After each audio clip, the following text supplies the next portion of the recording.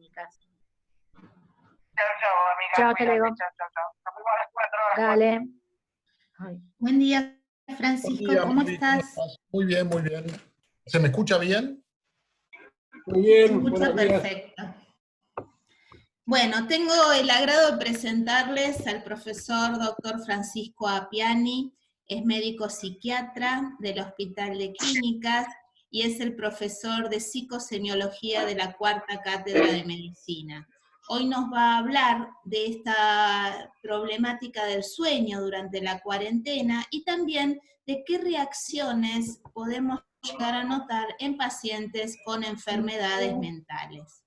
Toda tuya la sala, Fran. Bueno, muchísimas gracias, gracias Mavi por la invitación, gracias por la presencia de todos ustedes. Pero también me parece a mí, creo que hay algunos alumnos, ¿puede ser?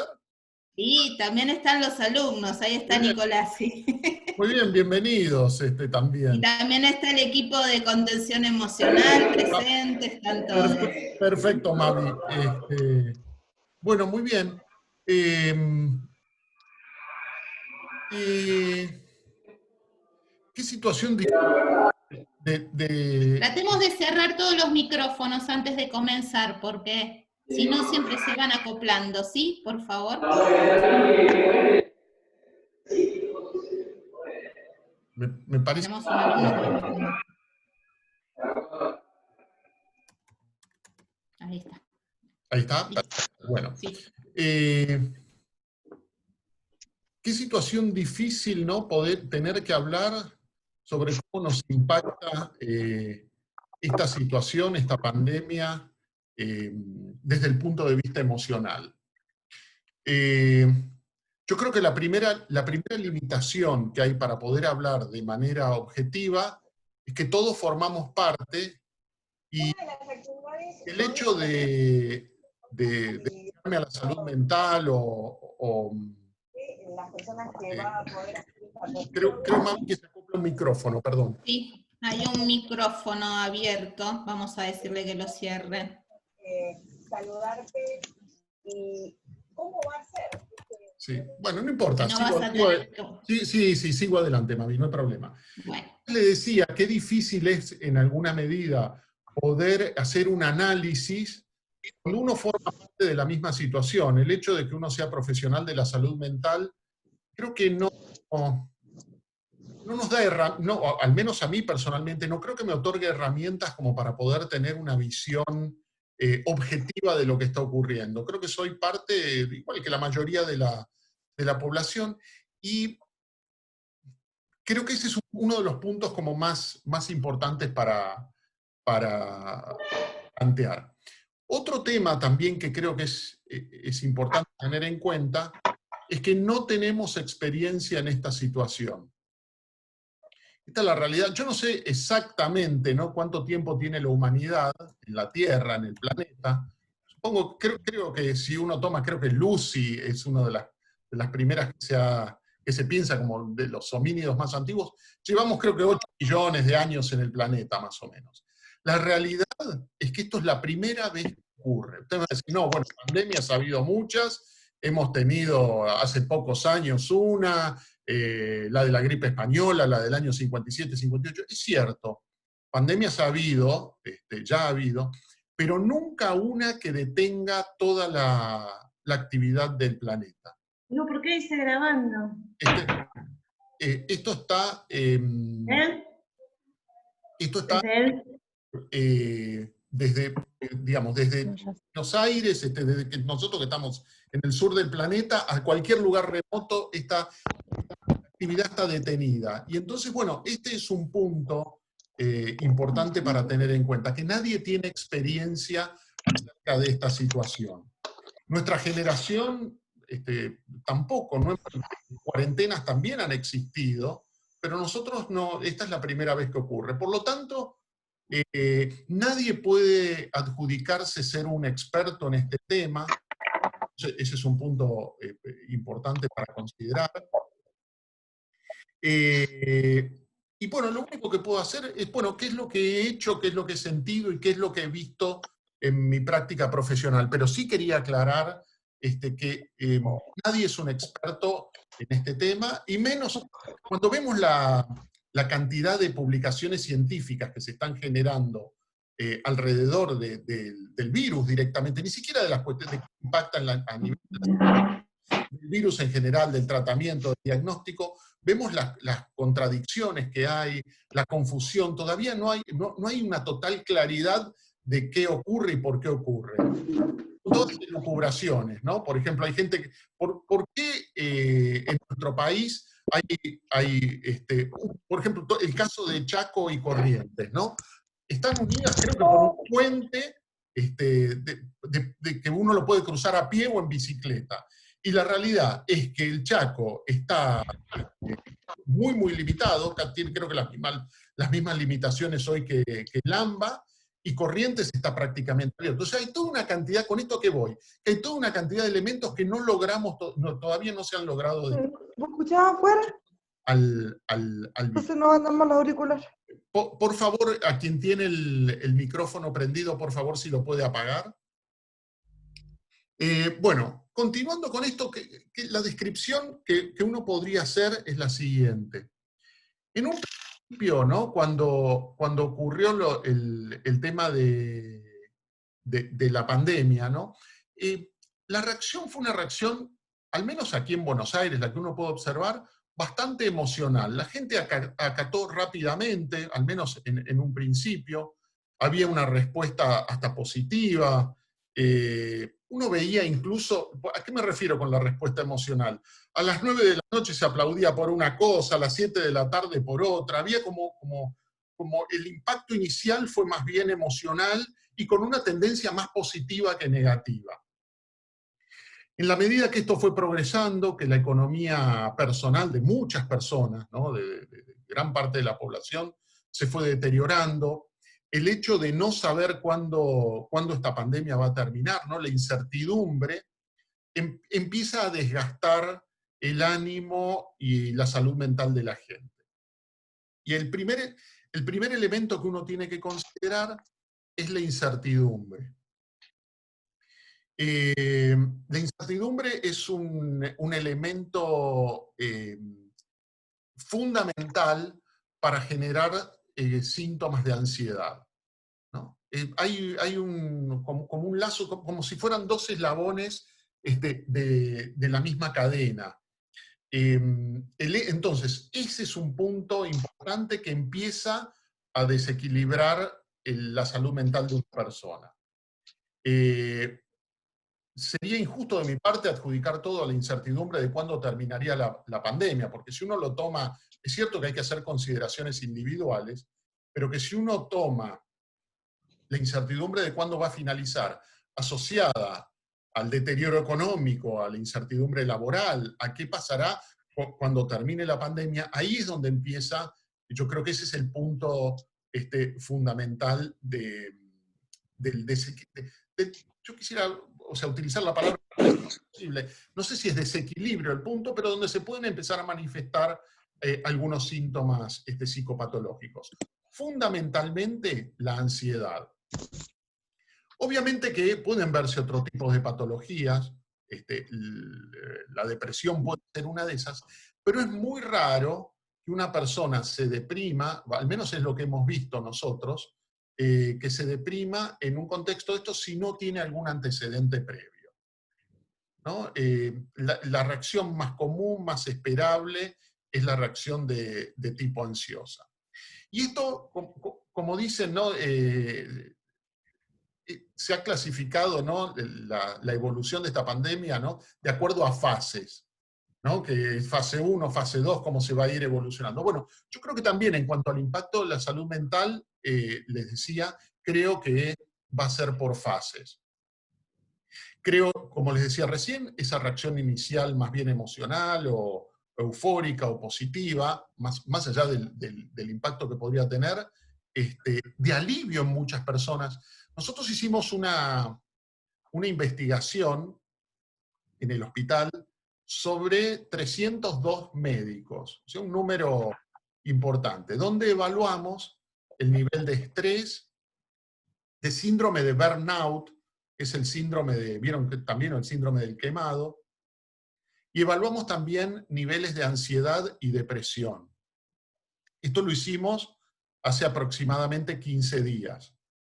Teníamos la posibilidad, un poco casual, poco casual, no, completamente casual, que habíamos hecho esa misma muestra justo antes de la pandemia, en diciembre del entre junio y diciembre del 2019. Habíamos hecho la misma toma de datos. ¿Y qué es lo que encontramos nosotros en el personal médico del hospital? Encontramos un 93%, quiero ser exacto, de niveles de estrés, de lo que se considera estrés disfuncional, o sea, prácticamente todos. Encontramos un 72% de síndrome de quemado o de burnout. Lo que nos sorprendió en la muestra, y que nos cuesta por ahí explicarlo, es que encontramos 12% de trastornos de ansiedad y casi 27% de depresión. O sea, mucho más del doble o el triple de depresión que ansiedad. Cabe también destacar que esta muestra que nosotros hacemos son encuestas autoadministradas. O sea, los médicos nosotros, en la primera muestra que tomamos antes de la pandemia era presencial, pero en esta segunda fase que hicimos esta determinación de la muestra, lo hicimos con una encuesta enviada por Google Form, por WhatsApp. Entonces, esto tiene un elemento que uno, más allá de los resultados, que uno puede analizarlos, puede tener cierto grado de distorsión, considerando que son solo evaluaciones subjetivas, que no hacen diagnóstico, pero sí permiten un screening poblacional. Bueno, entonces encontramos estos niveles, estos valores, los comparamos con la muestra anterior previa a la pandemia, y la realidad es que hay un cambio. Pero fíjense qué interesante. Por un lado, el estrés aumentó. Nosotros en la muestra previa a la pandemia teníamos un nivel de estrés de casi 86%, 81%, y pasamos a 93%, lo cual es una diferencia significativa. El nivel de burnout o de síndrome de quemado comparado entre una muestra y la otra, encontramos que los valores eran muy similares. Ahora bien, y acá viene yo creo lo interesante de esta investigación que hicimos. Si nosotros separamos las poblaciones, o sea, sacamos residentes y comparamos médicos adultos, o sea, ya que no están en etapa de formación, tanto intrapandemia como prepandemia, encontramos que durante la pandemia había menor nivel de burnout en los médicos. Entonces ustedes me pueden decir, este resultado es contradictorio, porque por un lado dicen que aumenta el estrés de manera significativa durante la pandemia, pero en los médicos ya formados disminuye el burnout.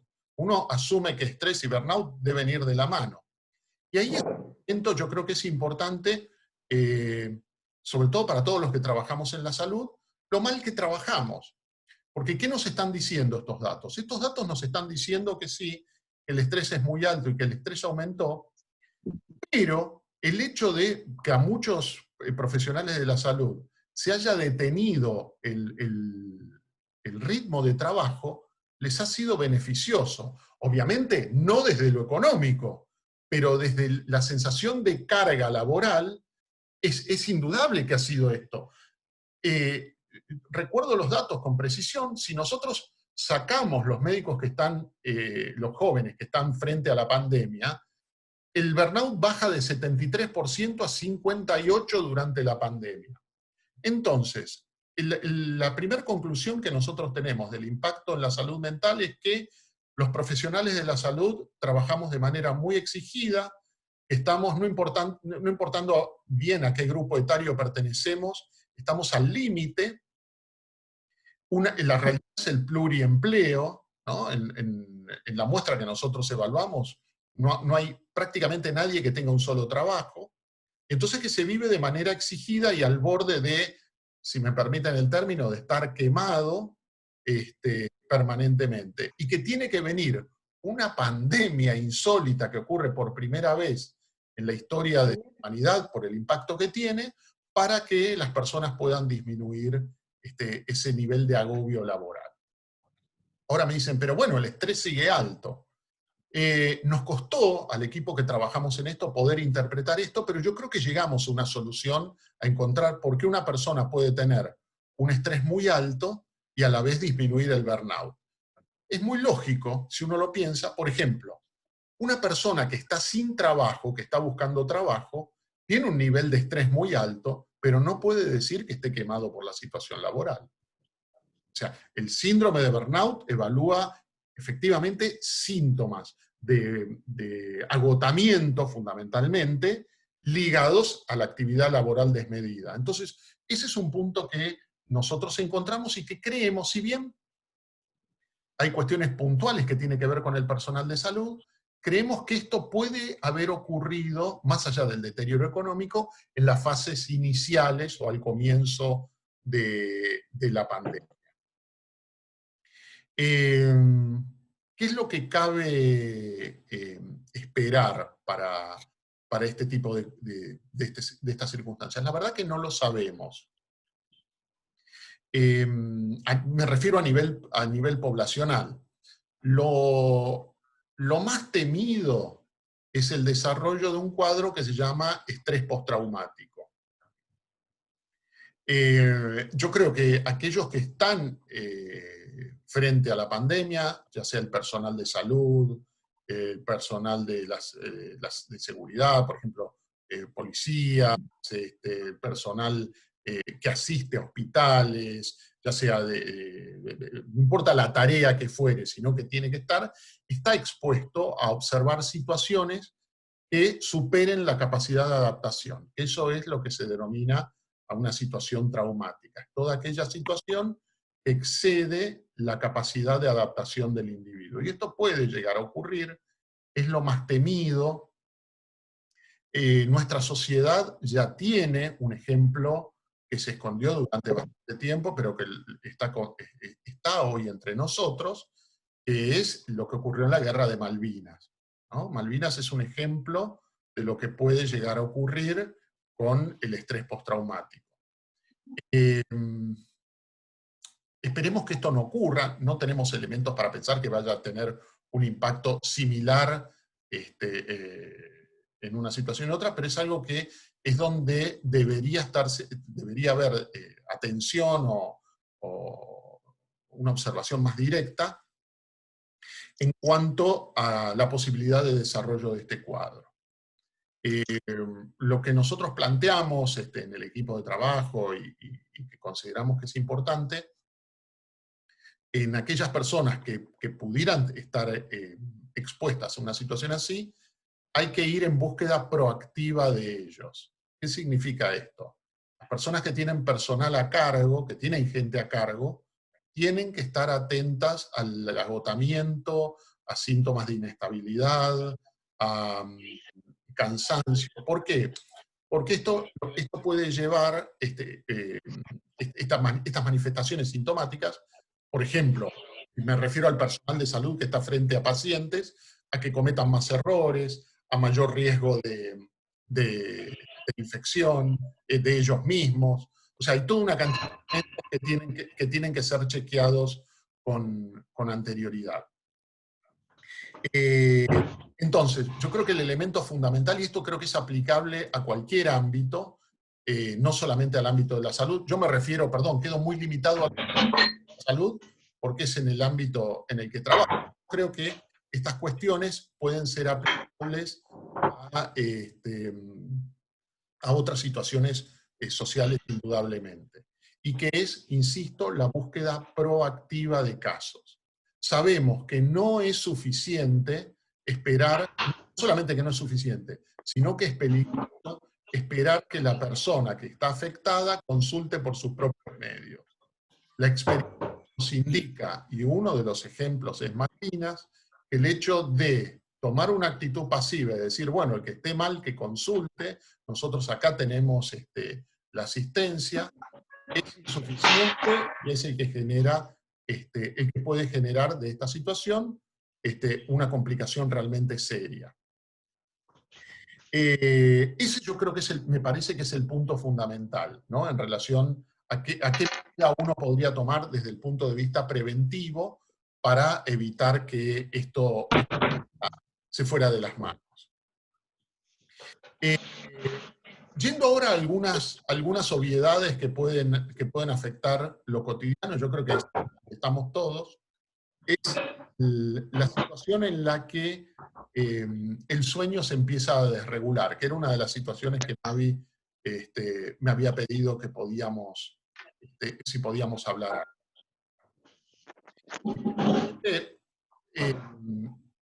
En esta situación el riesgo fundamental, ¿no?, de la cuarentena es que uno pierde su rutina. Yo creo que no hay... vieron que han aparecido pautas de cómo enfrentar la pandemia, creo por todos lados. Creo que en todas ellas hay un punto en común que dicen, para poder ser estable, es mantener una rutina. Que creo que es una obviedad, esto no estamos revelando nada inusual. El problema es la desregulación del sueño, o sea, si uno no tiene una rutina adecuada, empieza a estirar, uno no se tiene que levantar siempre a la misma hora, empieza a estirar los horarios, mucha gente no tiene que hacer actividad laboral, o la actividad está muy restringida, y entonces empiezan a jugar un papel importante. Voy a criticar lo que estamos utilizando ahora, que son las pantallas, ¿no?, estos sistemas. Sabemos a ciencia cierta que las pantallas tienen una influencia negativa sobre la estructura. Las personas que tienen dificultades para dormir no deberían hacer abuso de ningún tipo de pantallas, ¿no? Esa es la realidad. Si uno, por ejemplo, dice, bueno, no me puedo dormir, voy a ver una serie, una película, yo creo que es lo peor que uno puede hacer porque en alguna medida potencia el insomnio. Entonces, lo que está ocurriendo en este momento, más allá de insomnio, son horarios corridos, ¿no? Obviamente que también puede haber situaciones de insomnio generadas por la preocupación y el estrés que pudiera haber llegado a las limitaciones laborales. Pero lo fundamental es que el horario se empieza a cortar. Y uno de los puntos que me parece importante destacar ahora es la utilización de hipnóticos. Al menos lo que yo veo en mi práctica médica habitual en este momento es que hay una mayor demanda de hipnóticos y de psicofármacos. No se ha medido, pero por ejemplo el otro día recibí me mandaron, ¿no?, gente que sabe que me interesa el tema, me mandaron una información de Estados Unidos que, por ejemplo, en Estados Unidos ya no se consiguen determinados antidepresivos. O sea, el consumo ha sido tan alto que... Bueno, acá yo creo que se ha incrementado, no creo que a nivel de Estados Unidos, pero los psicofármacos, como creo que lo he dicho en algunas oportunidades y que muy seguramente algunos de ustedes ya me han escuchado decirlo, son medicamentos que no deben usarse de manera continuada. Yo creo que ese es un punto fundamental que todos debemos considerar. Pero hay otro problema. O sea, puede que personas que me están escuchando ahora tomen medicación hipnótica. No es el momento para suspenderlo. Aquellos que toman medicación para dormir de manera crónica no pueden sacarlo por su cuenta, no pueden disminuirlo por su cuenta, lo tiene que hacer un médico, y implica un esfuerzo personal. Francisco, perdón que te interrumpa. Un mensaje para todos. Las personas que están con celulares y tablets, si no cierran los micrófonos ustedes, no podemos disfrutar de la charla. Nos están entorpeciendo mucho porque hay ruidos de tazas, ruidos de sillas, y la verdad molesta eso porque todo acopla el sistema. Así que por favor cierren los micrófonos. Perdón, Francisco. Sí, no, por favor, mami, está perfecto, te agradezco. Bien, entonces le decía, el tema de los medicamentos. No es momento ahora, en estas circunstancias, de hacer modificaciones. Al menos creo que es lo más prudente, teniendo en cuenta que esto, que si bien parece interminable, en algún momento va a terminar y uno podrá ahí hacer las medidas que tiene que hacer. ¿Por qué? Porque suspender medicamentos que uno hace mucho tiempo que toma, ponen a la persona en un riesgo, ¿no? En desarrollo de síntomas de ansiedad, de insomnio de rebote por abstinencia, o sea, toda una cantidad de cosas.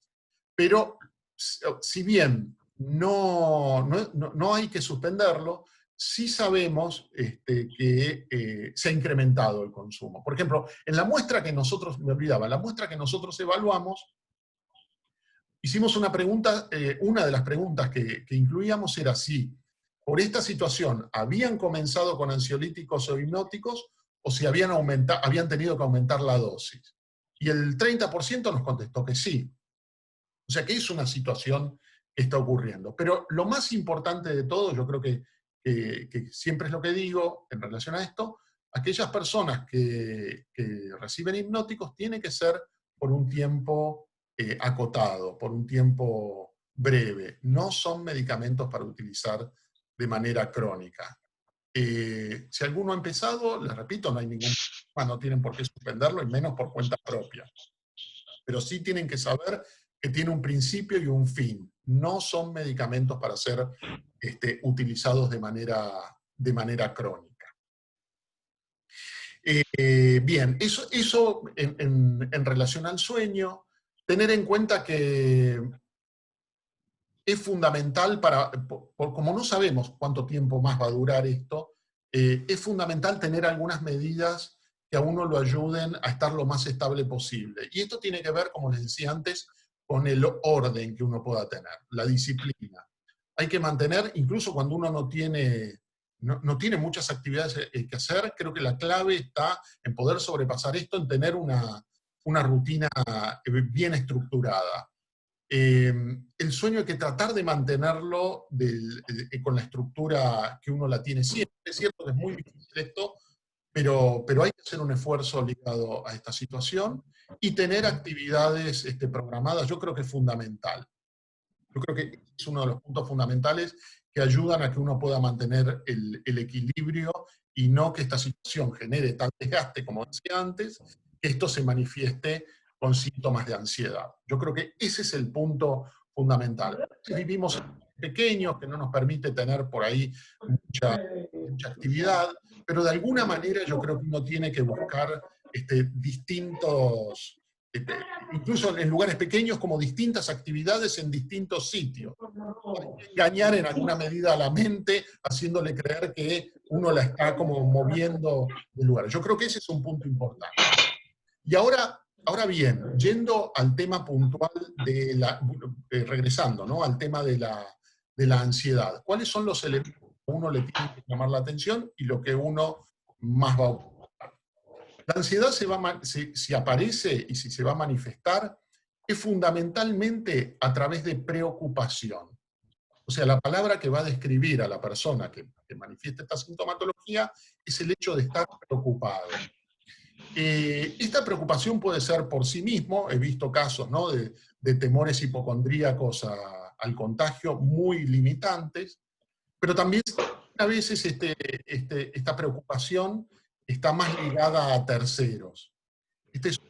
Les diré, son elementos para detectar en uno mismo y en el entorno, ¿no?, la preocupación.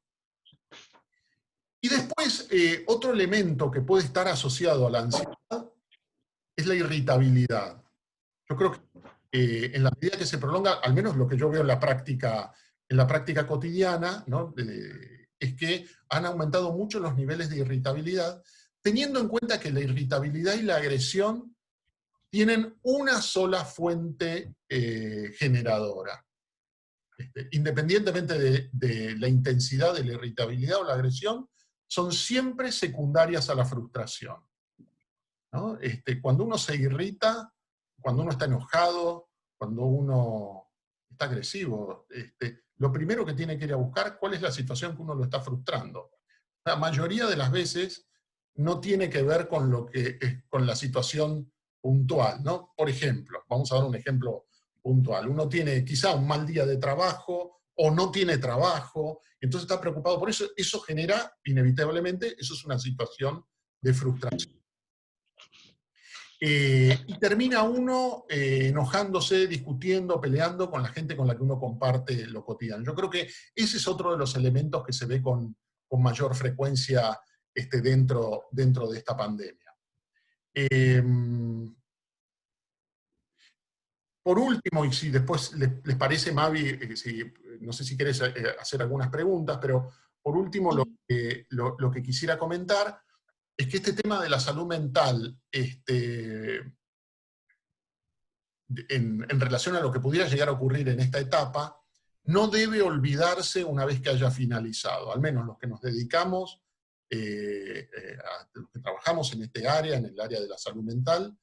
Yo creo que una vez terminado tenemos que seguir con las evaluaciones y la detección, porque sabemos que algunas situaciones traumáticas pueden tender a cronificarse y aparecer los efectos mucho tiempo después, por lo que creemos que una vez finalizado, muchos volverán a la normalidad, la gran mayoría volverá a su normalidad, ojalá que se pueda, que la economía funcione. Siempre se ha dicho, si bien hay agoreros que dicen que la economía va a estar muy mal después de esto, la realidad es que siempre que ha habido crisis, la salida ha sido bastante rápida. Por ejemplo, dicen que con la epidemia se lo comentaba creo que el otro día a los alumnos, que con la epidemia, después de la epidemia de peste negra en Europa, una vez finalizada el impulso fue tan grande que en Italia fue el impulso para que se generara el Renacimiento, ¿no? Y ese cambio exponencial que tuvo la humanidad. Bueno, esperemos que ocurra algo similar, ojalá con una visión optimista, pero la realidad, para finalizar, es que aquellos que nos dedicamos a la salud mental tenemos que ser cautelosos y observar qué impacto puede haber tenido en algunas personas que pudiera, ojalá que sea el mínimo, y creemos que va a ser así, dejar alguna secuela crónica en relación a este hecho. Tengo una pregunta, Francisco. Sí. En respecto a la problemática del sueño, uno de los participantes dice que ella no es que dejó de dormir, sino que tiene sueños más vívidos y más extraños, que le llama mucho la atención eso, que antes no tenía. ¿A qué se debe? Eso es una cuestión fisiológica y normal que ocurre porque uno empieza a alargar las horas de sueño. Me gustaría preguntarle si estos sueños tan vívidos y tan extraños no ocurren más cercanos a la hora del despertar, porque ese es un fenómeno fisiológico. Nuestra actividad... Adriana, ¿podés decirle al doctor, desconecta tu micrófono? ¿Qué tal? Buen día, doctor. Buen día. Sí, la verdad que sí, y lo que más me llama la atención es que los recuerdo, pero los recuerdo completamente los sueños, y antes no me pasaba. Sí, Adriana, es así, es muy buena su observación, pero es un fenómeno absolutamente normal y fisiológico. Probablemente usted esté durmiendo o seguramente algunas horas más, o no tenga que salir de su casa. A veces que son minutos, ni siquiera son horas, permiten que uno pueda soñar de manera más vívida. Si bien la ciencia no sabe de manera cierta cuál es la finalidad del soñar, uno de los elementos que se cree que tiene la actividad onírica es favorecer la consolidación de los recuerdos. O sea que uno podría decir que es hasta un fenómeno favorable, Adriana, lo que le está ocurriendo. Bueno, muchas gracias. Tengo otra pregunta. Que ahora se duerme muy entrecortado, despertando de a ratos con mucho problema para volver a dormir. ¿Cómo puede regular un poco el sueño? Eso es un elemento bastante típico de esta etapa que está en relación directa con el estrés que uno está viviendo, ¿no? Una de las reacciones del organismo es entrecortar el sueño, o sea, uno tiene menos desgaste físico durante el día, la mayoría de la gente, por no decir toda, y eso es un indicador, eso ya no sería una cuestión completamente fisiológica, es comprensible, es esperable, no es grave, pero es un indicador de estrés. ¿Qué es lo que uno debe hacer ante estas situaciones? Hay medidas conductuales. Primero hay que limitar el consumo de café, mate, té y Coca-Cola al mínimo posible. El segundo elemento es irse a dormir siempre a la misma hora. Tratar de limitar las pantallas a esa hora y el ejercicio físico muy cercano a la noche. Y después, lo fundamental es no desesperarse cuando uno se despierta.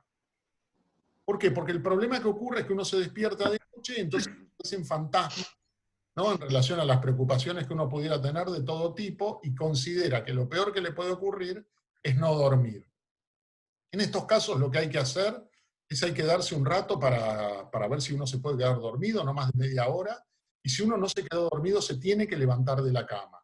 Pero no hacer actividades muy activas o de mucho desgaste. Dicen que son 2/3 actividades. O leer, o escuchar una música suave, o ambas cosas a la vez, y volver a la cama solamente cuando uno tiene sueño. Vamos a suponer que esa persona se despertó a la 1:30 se levantó, empezó a leer y le dio sueño a las 4 de la mañana. Esa persona no tiene que recuperar horas de sueño, no tiene que dormir hasta las 12 del mediodía. Esa persona tiene que hacer un esfuerzo y levantarse, vamos a suponer, si todos los días se levanta a las 9 de la mañana. Es como un modo de acomodar el reloj biológico interno y enseñarle cuáles son las horas de sueño que tiene que tener. Pero básicamente yo creo que es eso. Otra preguntita, Fran. Sí. Mamás que tenemos hijos, conviviendo todos en cuarentena, tenemos dos problemáticas. Una es, bueno, los chicos también están con esta problemática de insomnio y polulan por la casa. ¿Se resuelve igual que con los adultos? Y otra es el adolescente. El adolescente es como que viró totalmente su hora de sueño. Sumado a que los colegios, como no respondían las actividades a la mañana, agarraron y trasladaron toda la actividad a la tarde. Entonces tenemos chicos que duermen a la mañana, durante la noche están pululando por la casa y a la tarde estudian. ¿Cómo manejamos esas cosas? Lamentablemente, no, o sea, estoy totalmente de acuerdo con lo que dicen. Tengo adolescentes en mi casa y no lo puedo resolver. Tengo que ser sincero en eso. Vivimos en una etapa de la sociedad que somos bastante permisivos, ¿no? Yo creo que si hay una característica de cómo somos hoy los padres, somos bastante permisivos. Yo creo, en algún punto, yo creo que con razón, puntual, yo creo que la mayor carga, creo que con cierto grado de injusticia de la pandemia, la llevan los niños y los adolescentes. Hoy sale a la calle, prácticamente uno no ve chicos y adolescentes en la calle, ni uno, cuando ve ancianos por todos lados. Gente grande ve por todos lados. Es cierto que me podrán decir, bueno, hay gente que no tiene quien lo ayude, entiendo el contexto, pero para mi modo de ver hay muchos más de los que deberían. Y uno tiene que tener en cuenta que los chicos y los adolescentes no son la población de riesgo. Ellos están cuidando a las personas más grandes. Y no salen, son los que, a mi modo de ver, está bien, porque nosotros también ahí influenciamos, ¿no? El hecho de cuidarlos y de no hacerlos salir, pero no son la población de riesgo. Entonces, ellos se adaptan de esta manera, con este grado de plasticidad. Creo que tienen mucha mayor plasticidad que nosotros, pero sin poder dar las horas de sueño. Hay una cuestión social que creo que uno no puede ir en contra de eso, que es los juegos online, es lo que hacen la mayoría, que es el tipo de vínculos sociales que tienen hoy ellos. Sí, los torneos están puestos de las 9 de la noche para adelante. Para adelante. Entonces comienzan a las 9 de la noche y no sabemos cuándo terminan. Exacto. ¿No? Los colegios han tardado, como vos bien decías, Mavi, en responder. Sí, se nos está terminando, Fran, la charla. Bueno, perdón esta última pregunta, pero la realidad es que no sé cómo resolverlo. No lo logro. He dicho lo que opino del tema, pero... Bueno, gracias a todos. Lástima que Galaxy Tab no cerró el micrófono y que nos volvió locos con el ruido de las cucharas, de todo. Espero que aprenda a cerrarlo el micrófono para la próxima. La próxima va a ser con Darío Gori, nuestro licenciado en psicología, que nos va a hablar de las emociones en cuarentena, qué nos pasa emocionalmente en cuarentena. Y después creo que voy a dar una charlita yo al viernes siguiente, sobre terapias complementarias, esto de qué vamos a necesitar